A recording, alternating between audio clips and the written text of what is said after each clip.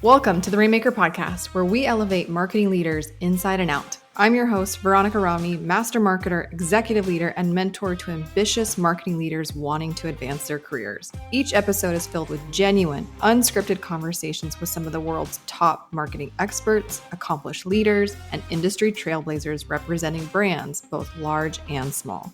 Our goal with this podcast and everything we do is to help you master your role, nurture your team, prioritize your well-being, and evolve into an industry-leading Rainmaker. This is the Rainmaker Podcast. Welcome back to the Rainmaker Podcast. In this exciting episode, I get to introduce to you one of the most remarkable marketers that I have ever known, that I get to call friend, confidant, and actually she's one of the coaches within the walls of the Rainmaker Residency Program, which is my marketing leadership development program. She has not one master's degree. Nope, she has 2 master's degrees. She has her bachelor's from Princeton and 2 masters from Yale. She has worked with companies, huge companies like Johnson Johnson and WebMD. She is a faculty instructor at the Association of National Advertisers. Mary Czarnecki is one of the most badass marketers I have ever known. And in this episode, we're going to get into the age-old debate, is an MBA truly worth it? As someone who has been doubled MBA and has gone through every certification, association, online course, every type of education style that a marketer can go through to advance their skills, we're going to talk about the pros and cons of each. How to know what's your next best step for you to advance in your career. And we get into it and so much more. So on today's episode, let's make it rain with Mary Czarnecki. Welcome, Mary, to the Rainmaker Podcast. Thanks. So happy to be here. Yeah, okay. So just so everybody knows that's listening. So Mary is one of the most brilliant marketers I have ever met. And she looks real good, both on paper and in person. She is brilliant and lovely and beautiful and all the things. And somehow I was able to snatch her up as one of the premium coaches inside the Rainmaker Residency. So we're going to have a really fruitful conversation about what does it take to stay sharp in the game as a marketer. Mary, you have done all the things. You are double MBA'd. I love to tell people this. She's not just like an overachiever. She's like an overachiever plus, plus, plus. She got a double MBA from Yale, but then has her bachelor's from Princeton. So like some big names. You're also a faculty instructor for the Association of National Advertising School of Marketing. So like you are also a provider in a different container teaching marketers. You've been educated both formally. You're also an entrepreneur. So like you have, been through the online course streets. You've done it all. And I just wanted to talk about learning styles and learning containers that are relevant for marketers today. Because like how I started and how you started is very different than how things are today. So like 30,000 foot view, how do you see the world today when it comes to learning and education for marketers? Well, I think it does start with the learning styles. Like you said, every individual is going to have their preferred way, right? I went back for a full-time MBA because I know at my core, I'm an academic that when I'm studying something, I want to be all in. I want to be like around the people who are doing the thing with me. And I want to be able to go to office hours with my professors. And I just needed to be all in.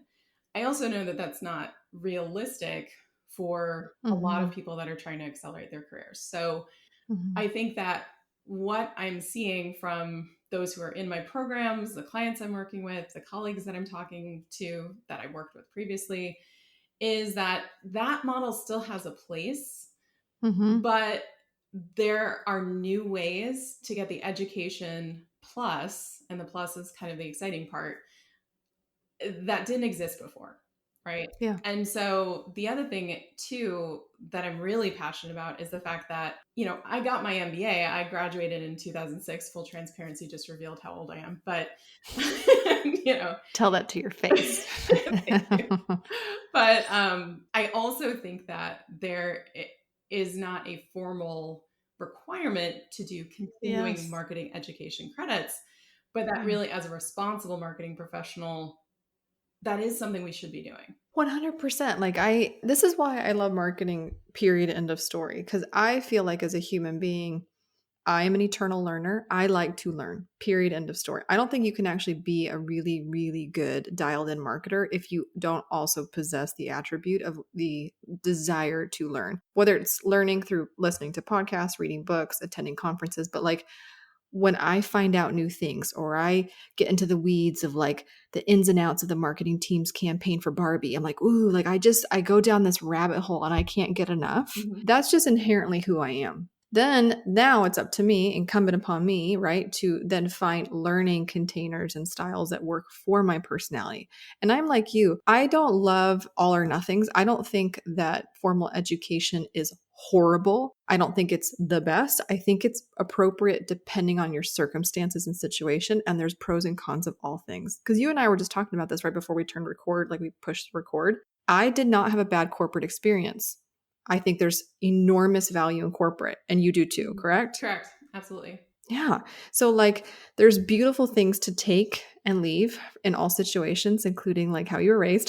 So like it goes into many different quadrants of one's life. But like it is incumbent upon marketing leaders who desire advancement in their career that they have to keep learning. So let's go through that. Like, where do you find some of the best resources for people to continue to sharpen their saw? Well, I mean, like you said, one of the functions that I provide is as a faculty instructor for the Association of National Advertisers. And what I'm seeing them feel the need for is this what's working now question, right? So how do I upskill myself? How do I upskill my team? Understanding that I can't send them all back to school. So there's this need for functional skill set type education, which I think you see a lot of different people providing in different ways, right? I mean, there's the online courses where you're getting it in an on-demand fashion. There's workshops, there's webinars, there's associations of memberships that provide things like that. And I think that those things are filling that need. And I think there is a serious need for that upskilling, that continued education, that answering that question. Okay, great. I know what worked 5 years ago, but what's working now? What's the best thinking? But I think the gap in that's filled in other areas is then that kind of connection to the holistic person, right? So how does this actually help me, not only in this role, but in getting to my next role, right? Or in helping me position myself as a thought leader in my organization so that I can actually add value to my team and myself, not just, my P&L. Yeah. Well, can we talk about that? Because I mean, so I do these, what I call free career clarity calls. So these, an opportunity for a prospective marketing leader to get on a call with me and just unload, just to vent just a little bit. I can just hold them, it's just what's going on in their career. Where's their biggest obstacle? And so this comes up quite a bit. The gap that I see is where a lot of them they'll come to me and like their salary is somewhere between, I want to say 70 to like 95, 100. And I'm talking about US dollars, right? But the desire is 200, 250. So clearly there's like a 2 to 3x gap between where they are and where they want to be in salary. And so then they're thinking, okay, what do I need to do or what do I need to learn to bridge the gap? And I just have a really strong belief that it's not all education. You can't just like learn or read enough books to go from this salary range to this salary range. So before I get too much on my TED Talk speak, like my soapbox, this is a gap that we're seeing. And so they're scrapping, like they're just trying to like, do I go back and get my MBA? Do I register in this online program? Do I do this? I'm curious, like what advice or what advice would you give these people from your perspective? Because you did go back and get your MBA, and like, what are the pros and cons of that path? Yeah. So for me, it was kind of I had multiple goals in terms of going back full time, right? One was, yes, I wanted to learn certain tools, frameworks, the skill set, right? I wanted to pack the toolkit. The other was that at that time in the role I was in, there was a gate, right, that was put up in front of me that said, okay, thou shalt not pass without this piece of paper. And so part of that was, fulfilling the job application requirements, which I think have radically changed since the time at which I was doing it. So I don't feel like that would exist now, right? I feel like that's very different based on the people that I'm talking to now.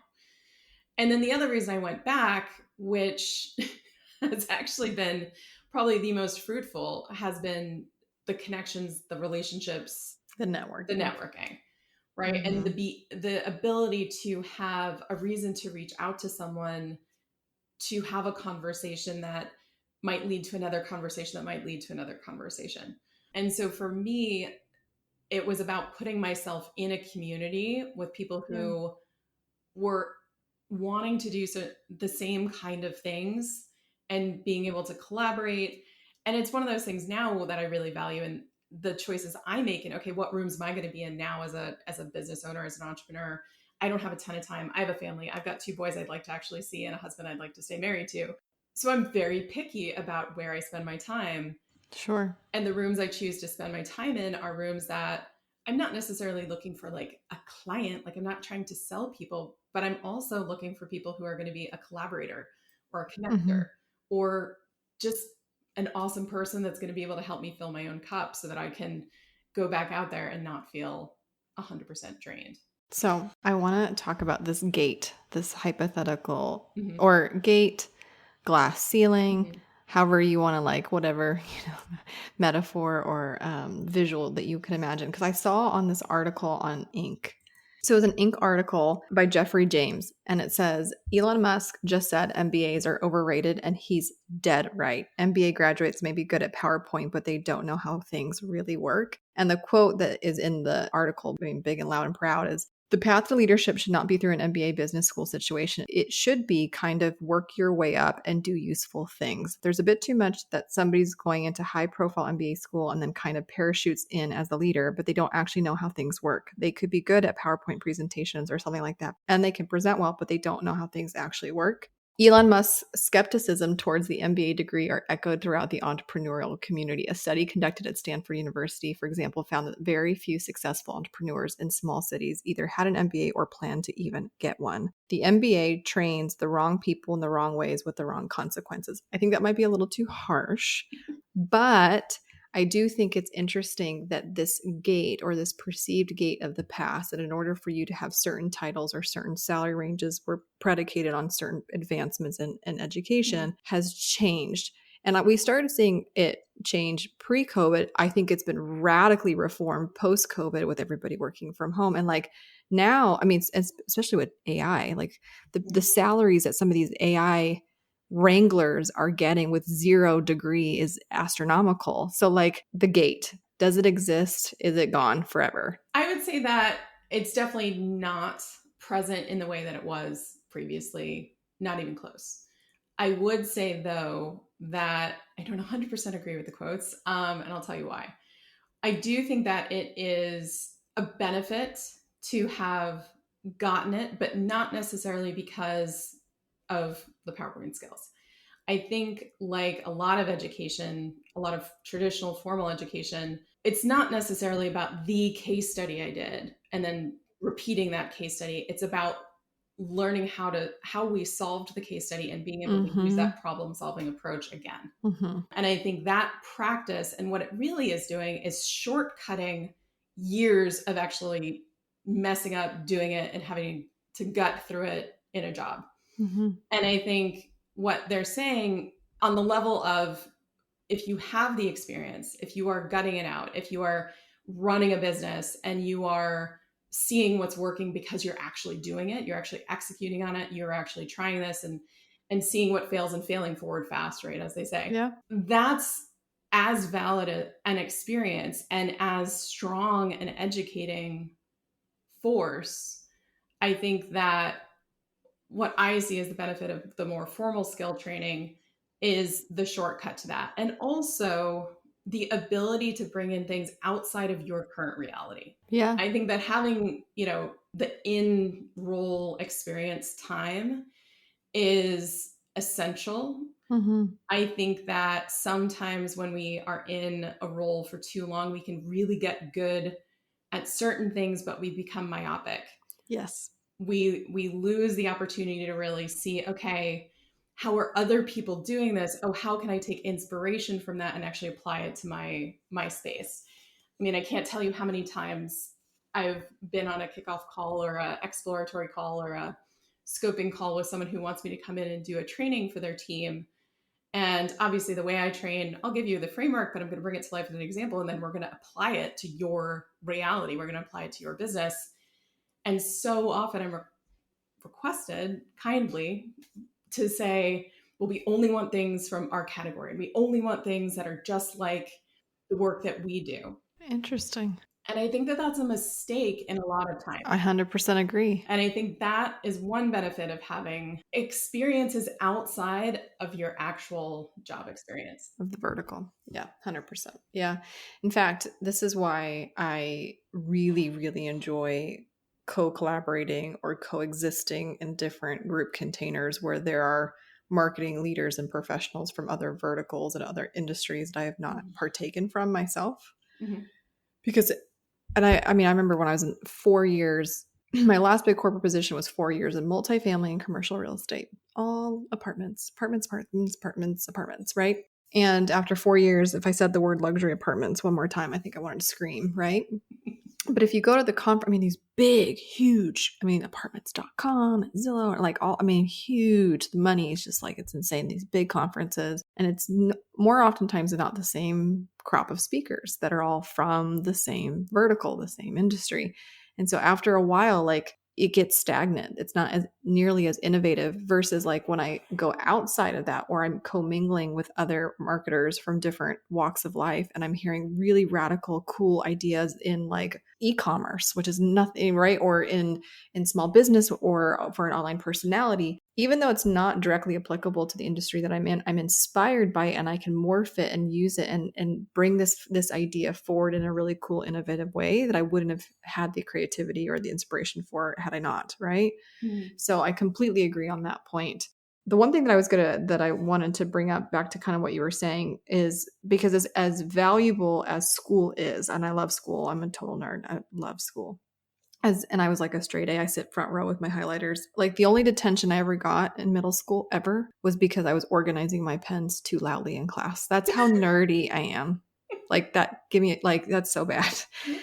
But what's interesting about what you were saying is that like, sometimes I think marketers lean so hard, and I don't blame them, but like a lot of working professionals, they think, or the paradigm is that if I put more tools in my tool belt, I'm more valuable. Mm-hmm.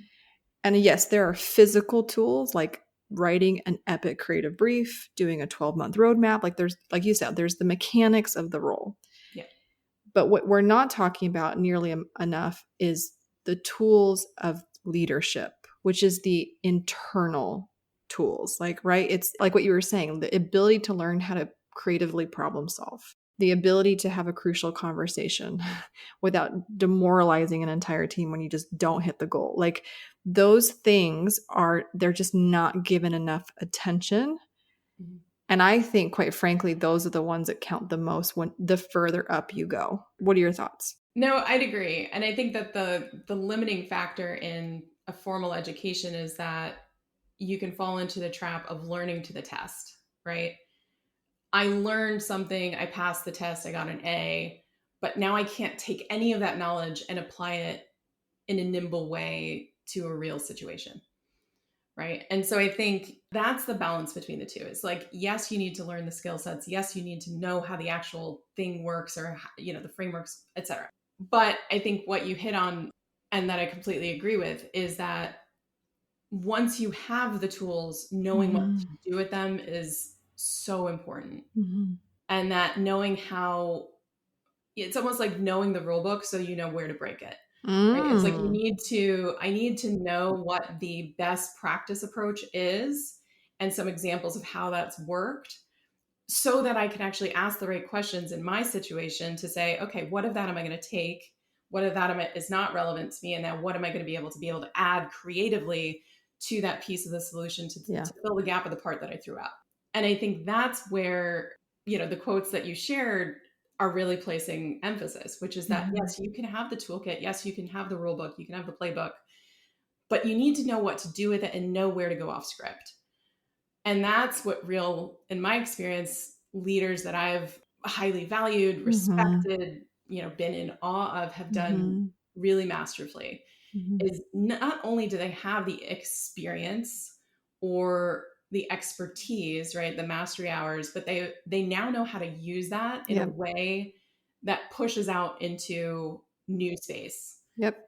So yeah, for me, that's a core part of leadership that I think a lot of people, a lot of people in the past have gotten through mentorship, right? You get that through working with someone or being mentored by someone, or it's not something, at least in my experience, that you can teach in a classroom. It needs to be kind of a interactive thing. Yeah, more high proximity. I completely agree. Well, because I think to your point, it's like if you don't, it's like a really brilliant physician with really shitty bedside manners, right? Like they're the best cardiologist in the world, but like, what the hell did you do to my father? Like, I don't like your. So there's a gift and an art form of translation, articulation. Like you have to be a persuasive leader. You have to persuade those above you to say yes to the thing. You have to mobilize and empower the people underneath you to the side of you. You have to like transform non-marketing units into baby marketers so that they're rallying behind your thing even though they don't report to you. Like the role of a marketing leader that has those practical skills and tools in their tool belt. But if they're unable to do the work to translate and articulate it across the board in all of the directions, is I think a huge thing. That where do you learn these things, right? Like you're learning it through trial and error. You're learning it by making all the wrong mistakes. And you're like, oh my gosh, I can't believe I said that. Oh, like and then you get called into HR, like, I'm so sorry, like, or whatever. But like, you're just trying so hard. And there's just very few resources that are tied to these formal institutions that also nail that piece too. And that was my personal experience going through the school system as it is and as it stands today. Hey, Rainmakers, true or false? Becoming a top marketing leader is all about climbing that corporate ladder. False. Such crap advice for modern marketers. The true key to unlocking your career potential in today's landscape, learning how to promote yourself versus waiting for someone else's validation. Introducing the new Rainmaker Roadmap, your free comprehensive guide to becoming a marketing powerhouse. Master your role, nurture your team, prioritize your well-being, and evolve into the marketing visionary you were meant to be. Grab your roadmap today by going to rainmakerroadmap.com or grab the link in the show notes. Now back to today's episode. Can I ask you a personal question? How have you become so brilliant? Because you not only are real good on paper, as we talked about, you look real good on paper, but you have these beautiful soft skills. You have this way of, I don't know, like you have all of these tools that I think are such a beautiful representation of leadership. How did you gain it? Well, I mean, part of it was the education, and then part of it was boots on the ground time, right? So, I mean, I think for me, I learned very early on that I do really well when I can see a model of success and kind of figure out, okay, ask the question, how did they get there, right? How did they get there? And so for me, I was lucky enough to have a couple models early on that really stood out to me as, gosh, I want to figure out how do they do what they do? And it allowed me to kind of work backward, right? For some of those people, they were people I knew, and I could actually go up to and be like, how do you do this? Like, how do you walk in and have this kind of confidence to pitch this multi-million-dollar deal to the CMO and do it so effortlessly, and they are just eating out of the palm of your hand? And then some of the people were not people that I knew personally, and I kind of had to reverse engineer, being the geek that I am, going back and looking at, well, where did they work and what kind of jobs did they take? And, what have they done in terms of their training or their development, and using that as my own kind of roadmap. Yeah, I love that. Yeah. So for me, I think that's how I approached it. I will say that a lot of times I've been talking to younger professionals who I think are trying to skip the hard bits. And I've got kids, right? The last thing I want to see them do is fall or hurt themselves or come home from school and be like, I don't have friends anymore because I said something stupid on the playground and I messed, whatever. It's childhood, right? Yeah. But I kind of feel like, in my experience, some of those really hard times where I had to push myself in a reasonable way, but they were those kind of experiences that now looking back on it, I'm so glad that I had. 100%. Yeah. Yeah. I think about my own journey. Like it is having great bosses to show you great leadership attributes, and then also having really shitty bosses that like, oh, that's not how we do this. That's not how you make somebody feel good about themselves. Got it. Like, but like you said, in high proximity, probably my number one favorite thing about the Rainmaker residency program is the curation and the congregation of these Rainmakers who outside of the walls of the program often operate in complete isolation.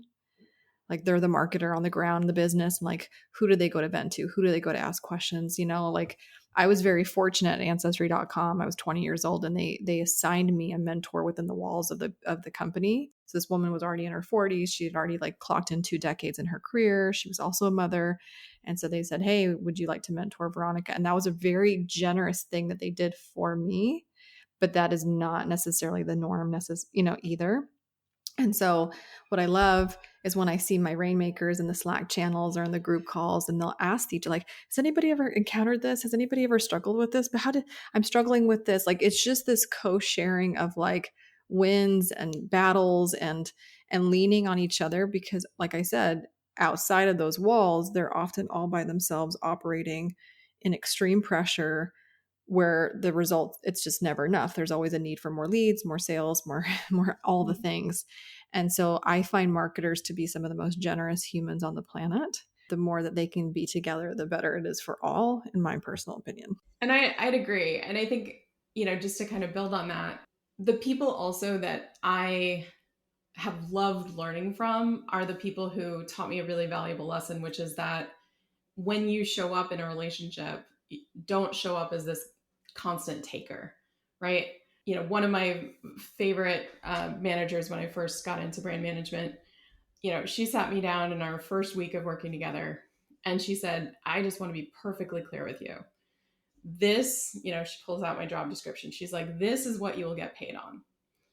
However, what you're not going to read on this paper is the fact that your job is to make my life easier, because my job is to make my boss's life easier. Whoa. And when you do that, all of this will come with that. And I am going to promise you that I will also partner with you to make your life easier, but we have to do this together. I need you to understand that I can be here for you, but I need you to take the initiative to take some things on your own and not come to me with every little thing, right? Your job is to make my life easier.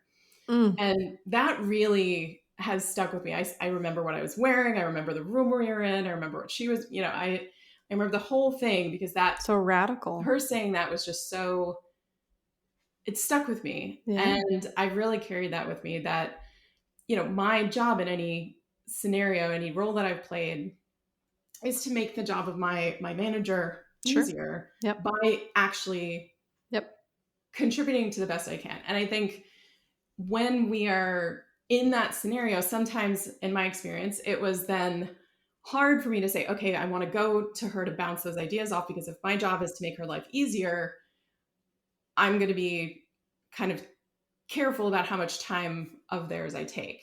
And so exactly what you're saying, having that other container to go to the resource to ask those questions, but then also to be available to like provide the answers, right? Yeah. To basically say to people, look, I may ask you for things, but I'm also here as a resource when you need me to. Yeah, I love that. Which I think goes to show that at the end of the day, job responsibilities aside, we work with people. Like we are just one part of a bigger web, right? Of human beings all working towards a goal, both company goal, but also personal ambition and aspiration goals too, that are also at play. And so the fact that she very quickly from the onset aligned your future with the company, with her future in the company, with her boss's future in the, I mean, like, wow, what did a meet? Like everybody's pointing 0 degree north very quickly versus like, vectors in different direction. I love that.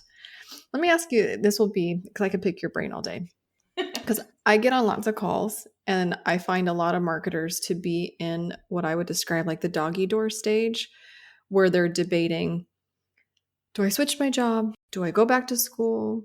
Do I get a certification? Do I join an association? There's lots of choices. And so knowing and honoring that everybody's unique learning styles are different.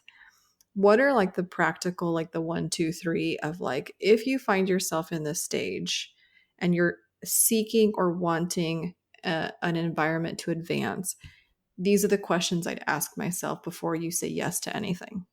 It's a really great question. And I think what came to mind first for me was, what am I going to do with this? Right. I'm an Uber geek, right? I'm a certified my pre-diploma is hanging on the wall, right? So I love learning for learning's sake. But I think that the first question has to be like, what am I going to do with this knowledge? Because learning for learning's sake is fabulous, but that's something that is for free time, right? That's for personal development. That's for making us a better human. And I think people should do that. But in terms of pursuing learning or an education or training or whatever it is this thing something that I can actually take and apply? Is this going to like enhance my ability to deliver? Because I think one of the challenges that even I had going back to school is I didn't wait as long as some of my colleagues between finishing undergrad and then going back to business school. And looking back, I wouldn't do it different necessarily, but I did notice that those who had more time in a working situation made the connections more quickly when we were working together on projects, for example, to say, if I'd only known this when I was doing, right? If I was on that project, I could have used this then and not had such a hard time. So I think asking that question of, okay, am I in a situation where this knowledge is then going to be able to plug in? Yeah. What does it serve? Yeah. Yeah. So I think the second, like the 1, 2, 3. So the 2 is, other than the actual practical knowledge I'm getting, right? What else is this going to be doing, right? What is the long lasting impact? Like, is this something that is just like a time bound benefit? Or is this something that is going to pay dividends down the road, right? Is this something that I'm going to be able to get value from outside of this container? Ooh, yeah. What's the expiration date on this? Exactly. Right. And people may say, oh, but I'm only going to get my MBA when it ends, it ends. Well, not necessarily, right? I have relationships now. I have networking now. I have people that I can call and connect with. I've provided people with connections that have gotten them jobs, that have gotten them funding, that have gotten them internships, right? And those relationships are evergreen, right? Those are things that are going way beyond my graduation date. So I think the third part that I would just ask is, how quickly are you going to see the results, right? Ooh, that ROI. Yeah. How fast is this going to make a difference in my life? Either the way I ask questions, the way I think, right? The joke about a liberal arts degree education is what? That I just learned how to think better, right? I learned how to learn. And it's funny, but it's kind of true funny, because I may not at any given time be able to say, oh, well, this is the blah, blah, blah framework. But I know now how to pull a problem apart in a way that I can attack it, solve it, and change someone's business a lot faster than someone who might just be starting from scratch. So I would ask the question, okay, how fast am I going to be able to apply this, right? How fast is this going to get me some improvement in whatever my current situation is? Yeah. Not, you have to wait months or a semester long to get the satisfaction. Okay. I love that. What am I going to do with this? AK, what does this actually serve long term? What's the expiration date? Is there more evergreen value that I'm giving it credit for? And how fast can I immediately win? Because all I do is win. Like how quickly can you tap it? Thank you, Mary, for joining us on the Rainmaker podcast. One of the things I do end with, because I personally think it's only fair. None of the questions I asked Mary did I pre-give to her. So everything has been on the spot. And so you can ask me any question you would like, if you would like to put me on the spot as our final thing. Dun, dun, dun. Dun, dun, dun. Oh, shoot. Wish I had known I could do that. So many good questions like that. Well, I mean, on the theme of what we've been talking about today, I'd be curious your perspective on what are the tools in your toolkit that you wish you had learned earlier, right? The things that you rely on consistently now that, oh, I wish I just had had that a little bit earlier. Yeah, I think I spent a really, really, really long time in my career, especially in my 20s, like trying to figure out who am I? Like there was such an obsession of trying to understand myself. And so I took all of the assessments. Like I know my Myers-Briggs, I know my colors, I know my numbers, I know my letters, I know like there's so many things that are actually even comped by the companies I worked for to know thyself. But what I didn't take into account soon enough, honest to goodness, was who I am in relation to who other people are. I think we spend so much time in not knowing who we are or not honoring who we are or trying to change things about ourselves because we view them in a negative, like, oh, I'm bossy. No, I'm not bossy. I'm just a boss. Like just these micro shifts in perspective. There's so much insecurity early on in your career and imposter syndrome that I didn't give myself enough. I couldn't even see it. That majority of my advancement came from my ability to work well with others. If so, had I spent the same amount of time allotment instead of stressing about me, but spent it in learning other people's personality characteristics or how to manage someone else or how to persuade someone else or how to like just function in a bigger organism and a bigger team, I would probably be like 10 years more advanced than I am right now. If I'm being really honest, like the growth I've done in the last decade versus the first decade is astronomical because I stopped focusing so much on me and my shortcomings and I focused more on helping other people be better. Yeah, 100%. I can't even, when other people are great, they make me look even better. And I didn't understand that connection until too long. That's awesome. Yeah, for sure. Hands down. Oh man, that was a good question. That was a good one. Okay. Well, thank you, Mary, for joining us on today's Rainmaker podcast. We will do all the things to have all of your links to your LinkedIn and so everybody can connect with you and then some. But you are a gem and we are so lucky to have you inside the Rainmaker residency. Well, happy to be here today and thrilled to be able to work with the amazing people in the container that you've built. So just grateful for everything you've created. Until next time, friends. Thank you for joining us on today's Rainmaker podcast. Marketers help other marketers. So if there's a marketer in your life who could really use a new perspective in a way that helps them advance their career, please pass this episode forward, share, leave us a review. Everything helps as we embark on helping as many marketers elevate themselves inside and out. You can always visit veronicarami.com for today's show notes, additional links to some free resources and tools for you to help you advance your career. You can always connect with us on social media at @ViaRami if you want more behind the scenes or a way for us to connect personally. Until next time, my friends, make it rain.